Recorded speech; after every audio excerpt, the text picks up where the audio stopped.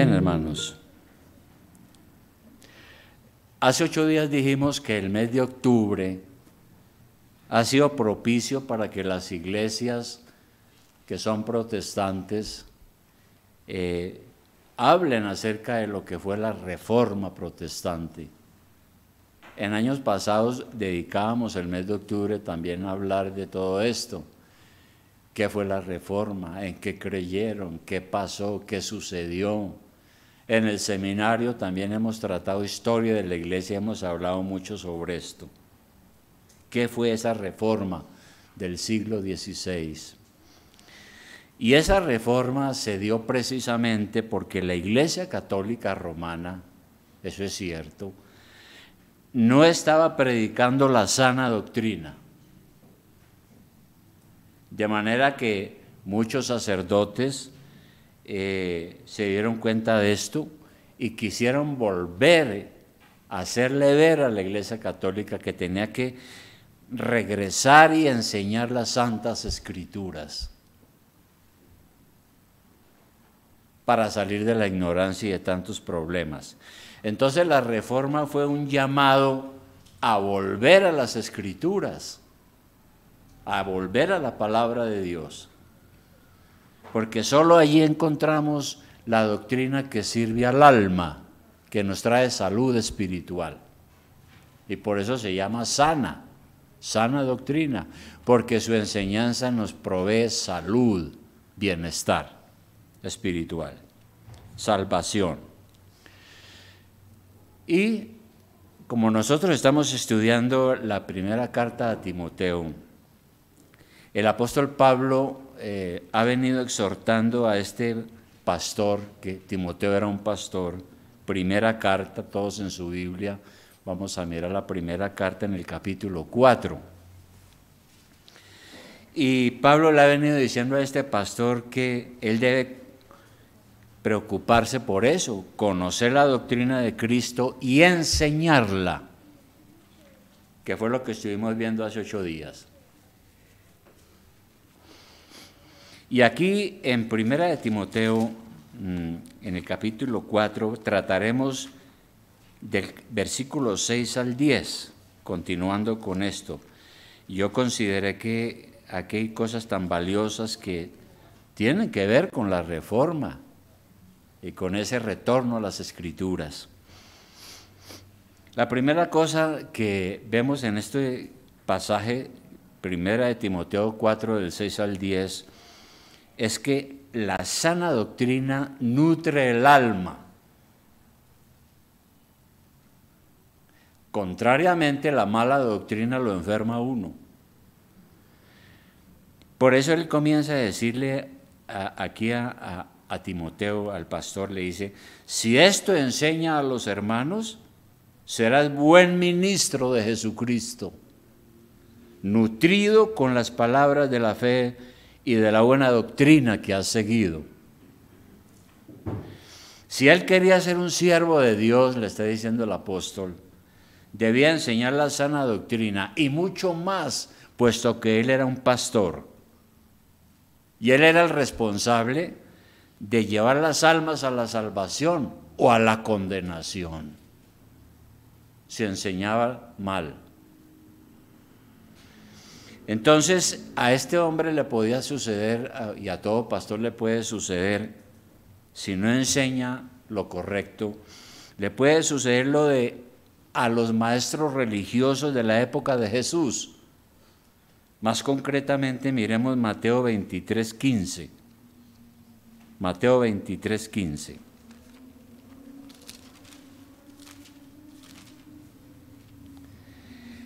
Aquí el Señor está increpando duramente a los escribas y fariseos. Y nosotros sabemos que los fariseos eran los religiosos, los escribas, los grandes doctores de la ley de Dios. Eran los maestros religiosos del pueblo. Y el Señor los increpa duro, y aquí en este versículo 15 les dice lo siguiente: ¡ay! Ese ay es un ay de lamento, de exclamación, está entre signos de admiración. ay de vosotros, escribas y fariseos hipócritas, porque recorréis mar y tierra para hacer un prosélito, o sea, para ganar una persona o hacerla un discípulo. Y una vez hecho, le hacéis 2 veces más hijo del infierno que vosotros. Eso sí es triste, ¿no? Un maestro religioso buscando llevar a la gente a la vida eterna y encuentra a alguien y empieza a hablarle, pero no le enseña lo correcto y lo conduces al infierno en vez de a la salvación. Creo que eso fue lo que vieron los reformadores para que se presentara esa reforma. Ahora, hoy se habla mucho de nutrición. Uno mira los programas y todo el mundo habla de nutrición para no engordarse, para vivir bien, para tener buena salud y una cantidad de cosas, ¿no? Y dietas y lo mejor y los mejores alimentos. Pero hay una nutrición que es superior a la nutrición física, es la nutrición espiritual. ¿Cómo es un niño desnutrido? Un niño desnutrido es un niño famélico, pálido, poco crece, delgado, con problemas de enfermedad. Todo eso, un niño desnutrido es una calamidad y puede morir. Aquí se dice que hay muchos niños que han muerto de física desnutrición, triste. Bien, el apóstol Pedro, un poco más adelante, sin perder de vista donde estamos en Timoteo 4, el apóstol Pedro en su primera carta, capítulo 2, versículo 2, él dice algo de lo que estoy diciendo. Primera de Pedro, capítulo 2, versículo 2. Yo creo que vale la pena leer el 1 también. Él nos dice lo siguiente, nos dice desechando. ¿Qué es desechar? Es tirar a la basura, botar lo que no sirve. Desechando pues toda malicia, todo engaño, hipocresía, envidias y todas las detracciones. Desead, como niños recién nacidos, la leche espiritual no adulterada, para que por ella crezcáis para salvación. Entonces aquí el apóstol compara la doctrina como una leche nutritiva, como una leche espiritual de lo mejor, y hay que tomarla porque nos da crecimiento en la gracia de Dios, en la salvación. Entonces, ¿cómo tener una buena nutrición espiritual? Aquí, volviendo a Primera de Timoteo, en el capítulo 4, 6, él dice a este joven pastor, le dice que para eso hay que uno nutrirse con las palabras de la fe y de la buena doctrina, que es toda esos artículos de fe que nosotros hemos creído y que nosotros enseñamos y predicamos y que intentamos que ellos ejerzan una poderosa influencia en nuestra vida. Y desde luego, para eso hay que tener buena enseñanza. Y la primera cosa entonces es que la sana doctrina nutre el alma. Segundo, la sana doctrina es fidedigna. ¿Qué es algo fidedigno? Algo fidedigno es algo en lo cual uno puede confiar, algo que merece creerse, algo que es digno de crédito, algo confiable, fiable, veraz. Y la sana doctrina es todo eso, es una enseñanza en la que puede uno confiar, cree, tranquilo, ama y es veraz y uno está confiado. Y por eso entonces sigue aquí nuevamente Pablo hablando a Timoteo ahora en el versículo 7. Ya le ha dicho, mire, hay que enseñar lo correcto para que usted sea un ministro de Cristo fiel. Y luego en el 7 le dice, desecha las fábulas profanas y viejas, ejercítate para la piedad. Pero por eso digo que la sana doctrina tiene que ser fidedigna, ¿no? Uno cuando va al griego, los que conocen algo del idioma bíblico antiguo griego, esa palabra fábulas es la misma para mito o mitos. Entonces lo que está diciendo el apóstol es aquí, tire a la basura todo lo que sean mitos, fábulas, cuentos. Porque un mito es un cuento fantasioso que puede que llame la atención, pero que no es cierto. Ahora, en ese tiempo, estamos a 2000 años de distancia, ¿no? Existían muchas fábulas cuando se estaba fundando la iglesia. Y cuentos fantásticos. Se dice que la religión judía tenía muchos cuentos fantásticos, relatos que hoy se consideran apócrifos, de todo tipo, no eran ciertos. Y el apóstol lo que nos está diciendo de una manera clara es: no perdamos el tiempo en tonterías, en cuentos, bote eso a la basura. Y el asunto es que hoy seguimos con las fábulas, con los mitos. La mayor cantidad de cuentos fantasiosos yo los he visto y los he oído en la doctrina carismática. Ahora, yo no tengo ningún problema con los hermanos carismáticos, al contrario, considero mi deber, si se me da la oportunidad, mostrarles el error. Y entonces esas enseñanzas son bastante fantásticas. Una fantasía es algo que se imagina uno pero que no es cierto. La gente hoy en día vive buscando algo nuevo. Y entonces esas enseñanzas les proveen de falsas esperanzas. Entonces todavía tenemos en las iglesias personas que vienen, voy a ver aquí qué veo, qué aprendo. Y de pronto escucha en la radio o por allá en la televisión una invitación de otra famosa iglesia, voy a ir allá a ver qué hay. La gente anda buscando algo nuevo, algo diferente. Y claro, estas enseñanzas le proveen esa falsa esperanza. Desde hace 50 años, claro que mucho más, yo hablo de mi experiencia personal, yo he venido escuchando historias fantásticas, sanidades espectaculares, ¿no? Yo escuchaba cuentos de que Dios le puso ojos nuevos a un ciego, que no sé qué, que no sé cuándo, que uno, que lo otro, que por allá había un muerto y llegó el pastor, le puso las manos al ataúd, reprendió y resucitó. ¿Sí? Todo eso, falsas profecías también acerca del fin del mundo. Todos los días aparecen profetas hablando del fin del mundo. No demoran con la guerra que se inició en Israel en empezar a decir, mire, ahí está el cumplimiento de las profecías.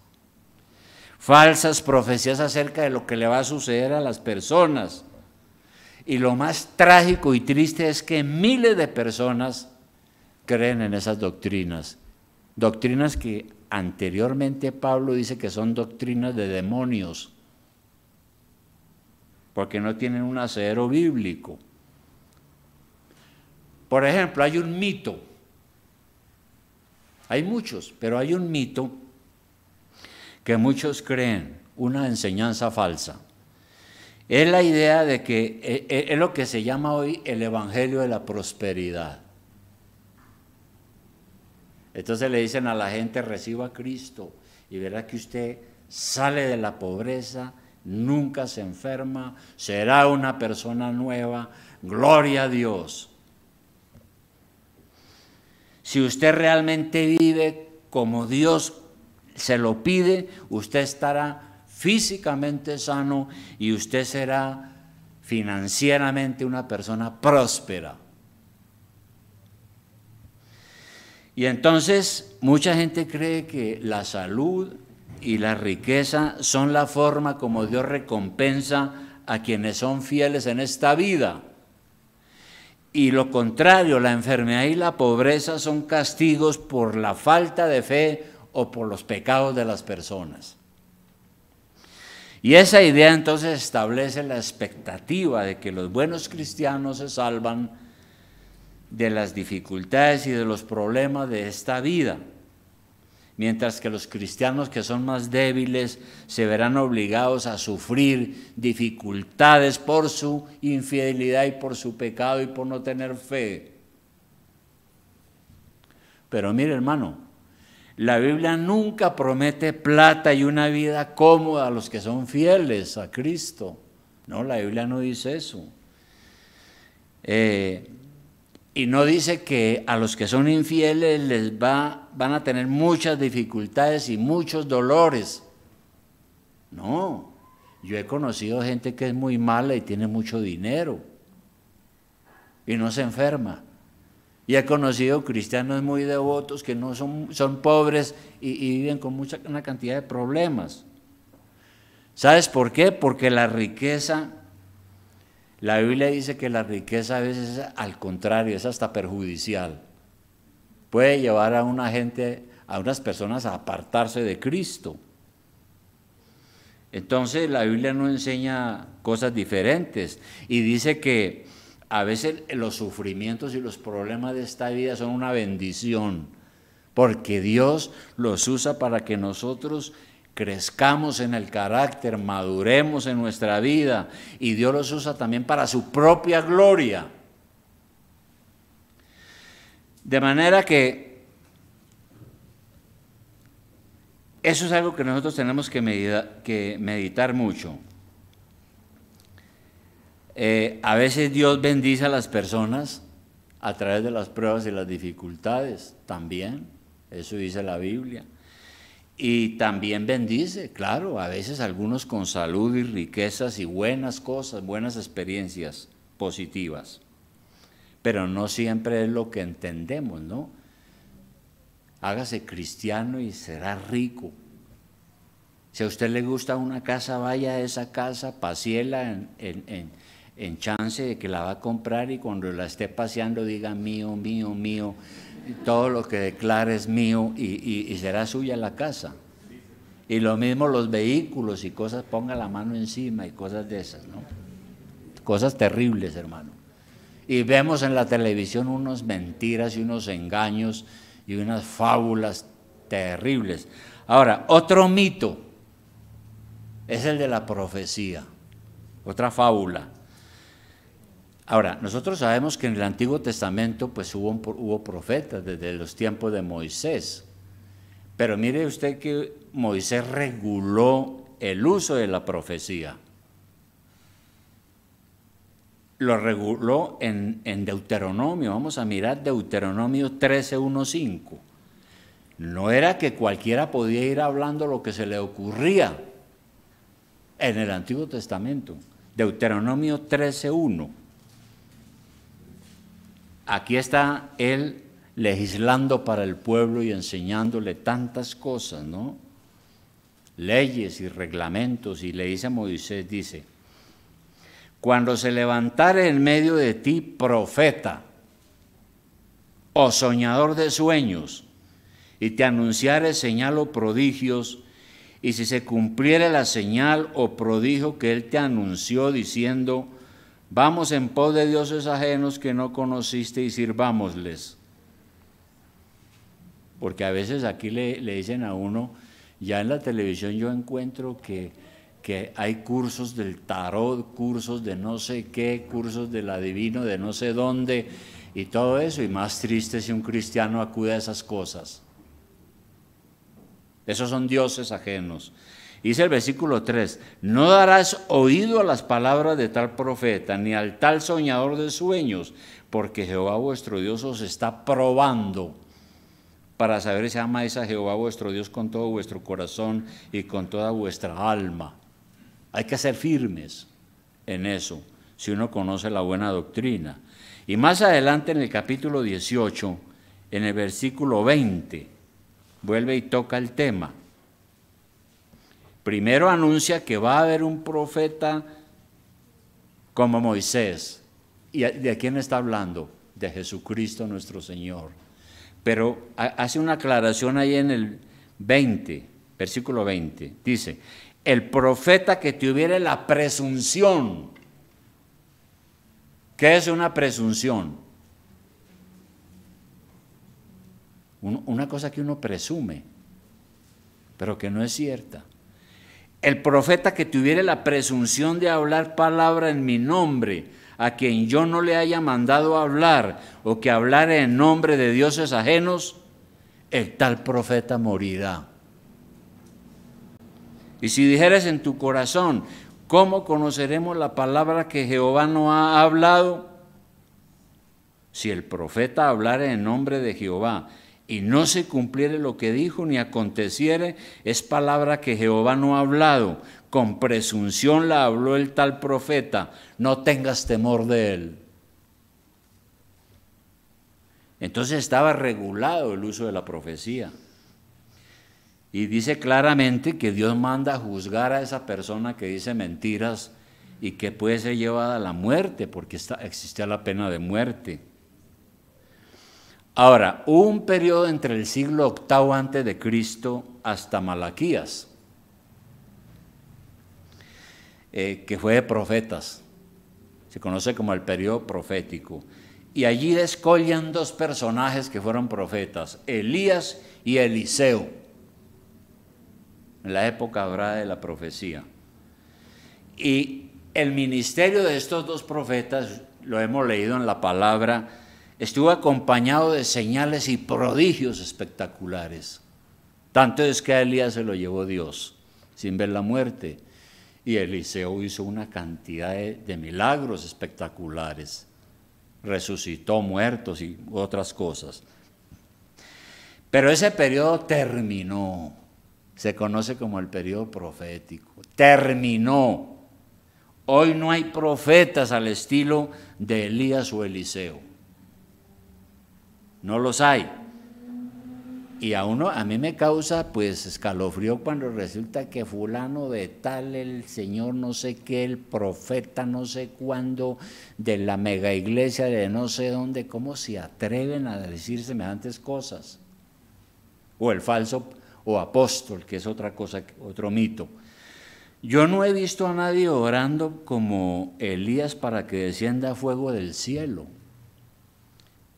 Yo hasta ahora no he visto a nadie que resucite muertos, ¿no? De oídas sí dicen cosas, pero ahí sí me toca hacer como Santiago, hasta no ver, no creer, hermano. Yo no creo en esas cosas. Ahora, hoy tenemos una cantidad de autoproclamados profetas. Los hay aquí en Colombia, y estos pseudomensajeros anuncian el fin del mundo, anuncian acontecimientos futuros para el país. Multitudes creen y los siguen, y tienen iglesias inmensas, ¿no? Y son expertos en fabricar fábulas, leyendas, todo tipo de mentiras, y engañan y manipulan a las personas ingenuas. Y lo digo porque yo recién convertido a Cristo también fui muy manipulado e influenciado por estas fantasías y estas fábulas. En segunda de Pedro, sin perder de vista a Timoteo, segunda de Pedro capítulo 2, versículo 1, segunda de Pedro capítulo 2, versículo 1, nos enseña que esto no es nuevo, este problema es viejo. Cuando comenzó la iglesia, comenzó el problema. Y él dice entonces a las iglesias, inspirado por el Espíritu Santo, segunda de Pedro 2:1, dice, pero hubo también falsos profetas entre el pueblo, como habrá entre vosotros falsos maestros. Aquí anuncia Pedro que entre la iglesia habrá falsos maestros, que introducirán encubiertamente, o sea, diplomáticamente, a escondidas, sagazmente, introducirán herejías destructoras y aún negarán al Señor que los rescató, atrayendo sobre sí mismos destrucción repentina. Y muchos seguirán sus disoluciones, por causa de los cuales el camino de la verdad será blasfemado. Y por avaricia, por plata, harán mercadería de vosotros con palabras fingidas. Sobre los tales ya de largo tiempo la condenación no se tarda y su perdición no se duerme. Ahí está claro que es un problema con el que tendremos que lidiar. Ahora, el último profeta fue nuestro Señor Jesucristo. Si hablamos en términos absolutos de lo que significa profeta. Y la última profecía fue la de Apocalipsis. Y allá dice que el que le añada o le quite, se le añadirán las plagas que el mismo libro dice. Y por eso entonces decimos que la sana doctrina es fidedigna, digna de confianza, confiable, porque no consiste de fábulas ni cosas de esas, sino de lo que realmente nos beneficia y nos lleva a la fe de Cristo y amar a Dios. Y una tercera cosa, hermano, es que la sana doctrina produce piedad. Vamos a mirar nuevamente 1 Timoteo 4:6, donde estamos. Allá en el versículo 7, leímos ya, le dice Pablo a Timoteo, desecha las fábulas profanas y de viejas. ¿Qué querrá decir eso de viejas? Parece que se refiere a los cuentos de las ancianas, a los niños y jóvenes de su época. Es lo más certero que yo he investigado. Y luego le dice, deseche todo eso, ejercítese para la piedad. Ejercítese para la piedad. ¿Y cuál es la meta de un cristiano? La meta de un cristiano es llegar a ser como Cristo. Romanos 8:29. Romanos 8:29. Alguien puede decir, no, pero eso sí es muy difícil. ¿Cómo me piden que yo llegue a ser igual a Cristo? Pues eso es imposible.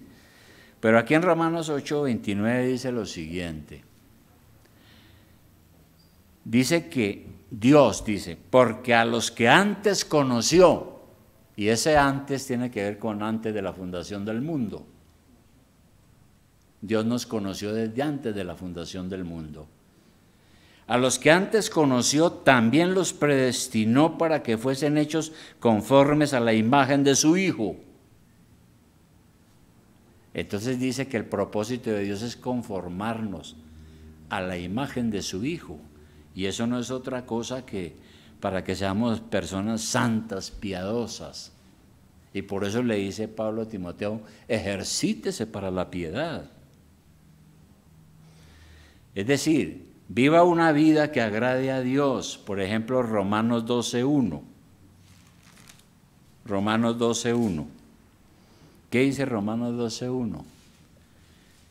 Dice aquí el apóstol, inspirado por el Espíritu Santo, dice, así que, hermanos, a nosotros, os ruego por las misericordias de Dios que presentéis vuestros cuerpos en sacrificio vivo, santo, agradable a Dios, que es vuestro culto racional. Es lo razonable. Yo me ofrezco al Señor en cuerpo y en alma. Por eso ya no voy a asesinar, no voy a robar, no voy a mentir, no voy a traicionar, no voy a ser un sanguinario, un homicida y cosas de esas que estamos viendo hoy en día. Porque nosotros ofrecemos a Dios un culto racional, nos ofrecemos en sacrificio vivo a Él. Es lo que quiere decir, y eso es la piedad. Si uno es serio en la vida cristiana, si uno respeta al Señor, es obediente al mandato de Cristo, es un miembro fiel de una iglesia, ora y lee la Biblia, trata de ser honesto, veraz, etcétera, pues eso significa que uno está viviendo una vida piadosa y que se está ejercitando en la piedad. Ahora, recordemos que, ¿por qué Pablo dice eso? que se ejercite en la piedad.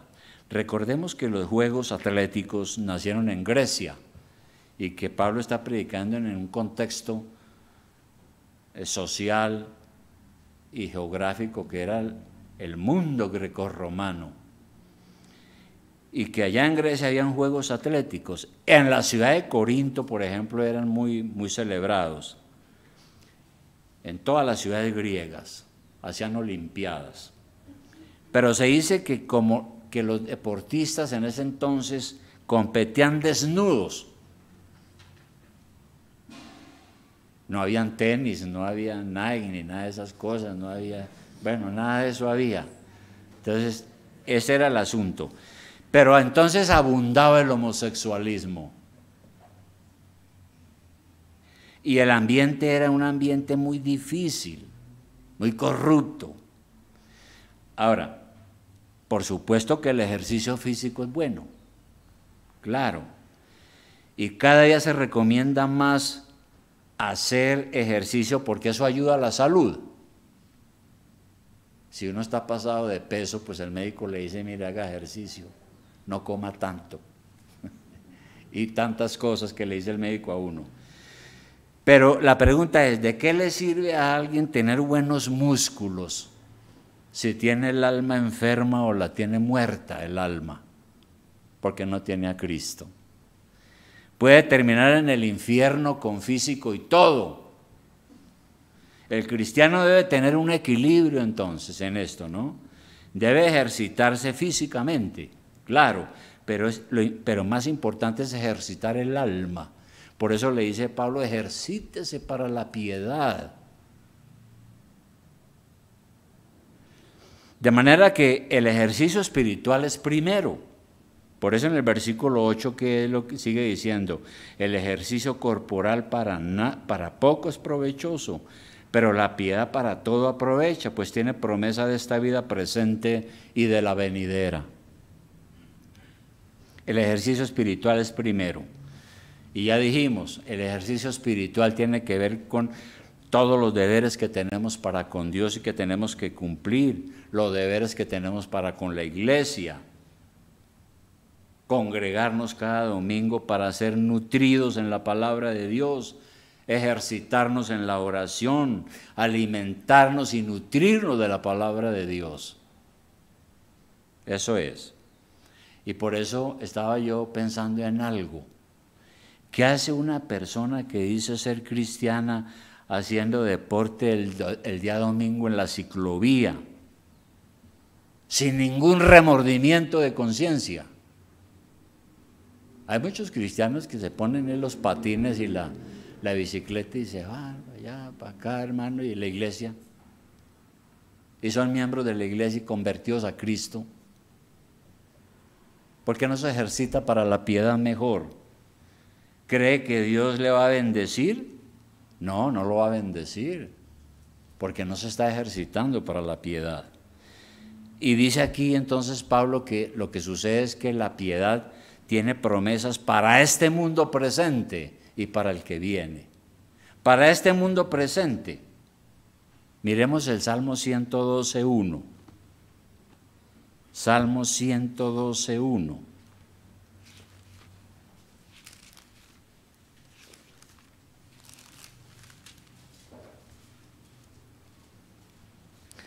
Dice allí, este salmo dice, bienaventurado el hombre que teme a Jehová. Yo creo que hay que decir amén. Es decir, feliz, dichoso es la persona que tiene temor de Dios. Porque hoy en día no hay temor de Dios. Y en sus mandamientos se deleita en gran manera. Eso es bueno cuando uno es tentado por su carne o por el diablo y uno dice, ay, pero aquí el mandamiento me dice no mienta. Y cosas así. 2, su descendencia será poderosa en la tierra. La generación de los rectos será bendita. No creo que esté hablando de poderosa ni económica ni políticamente, sino que será una descendencia vigorosa, una familia vigorosa, bendita, bendecida, porque en su hogar está Jesucristo nuestro Señor. Y el 3, bienes y riqueza hay en su casa, y su justicia permanece para siempre. Ahora, bienes y riquezas hay en su casa. No, eso no es teología, eso no es doctrina de la prosperidad, hermano.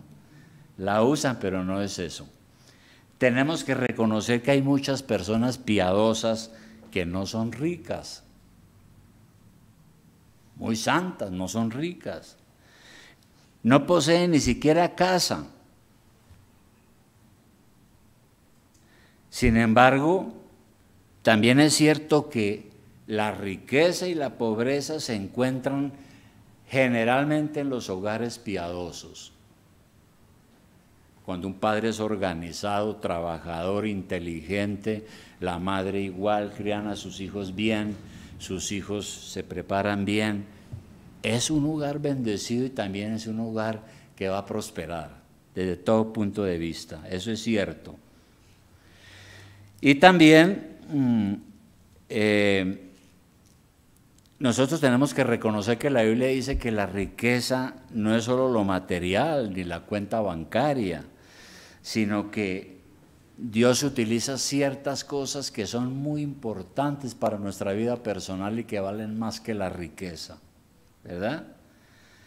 Y que tenemos que buscar la voluntad de Dios y que a medida que buscamos la voluntad de Dios, Él provea nuestras necesidades.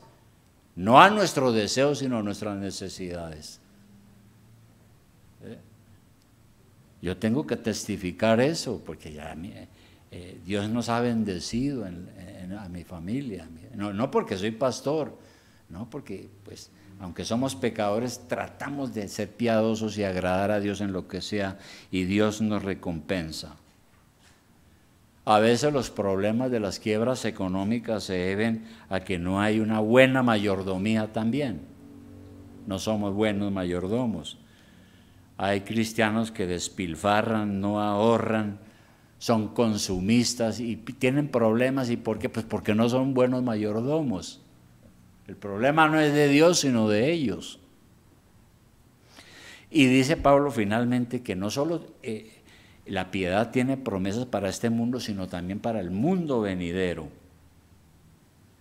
El Señor es el que nos ha abierto los ojos para ver y creer en un mundo nuevo que ha de venir y en el cual vamos a vivir, porque la Biblia dice que Jesucristo se levantó de los muertos, resucitó, y que yo voy a resucitar con Él y que voy a ser transformado y que seré parte de cielos nuevos y tierra nueva. Si yo no creyera eso, no estaría en la iglesia, hermano. ¿Qué hace uno en la iglesia donde hay solo mentiras y donde hay fantasías y fábulas que no son ciertas? No, yo creo en esto que nuestro Señor ha dicho y sus apóstoles. La Biblia es clara, Dios nos recompensa. Entonces, usted se ha puesto a pensar en ese último momento cuando usted dé el último suspiro. Aquí nadie piensa en la muerte, ¿no? Uno no le gusta pensar en la muerte, pero la muerte es cierta, ¿verdad? Y no sabemos cuándo es. De pronto en el momento menos inesperado, más inesperado. Entonces hemos pensado cuando vemos el último suspiro. Cuando usted abra sus ojos en el otro mundo, ¿con qué se va a encontrar? El gran predicador Spurgeon decía que para el creyente piadoso no es sino cerrar los ojos en este mundo y abrirlos en el cielo, decía Spurgeon. Pero para el verdadero creyente. Hermanos, recordemos lo que ya leímos como conclusión. Lo que dijo Primera de Pedro 2:1-2. Desead como niños recién nacidos la leche espiritual, la buena doctrina, porque con ella ustedes pueden crecer espiritualmente. Si uno hoy no es mejor que ayer, decía un pastor, si uno hoy no es mejor que ayer, quiere decir que no está creciendo. Porque si yo hoy soy peor que ayer, pues grave. No estoy creciendo y se necesita ir al médico divino.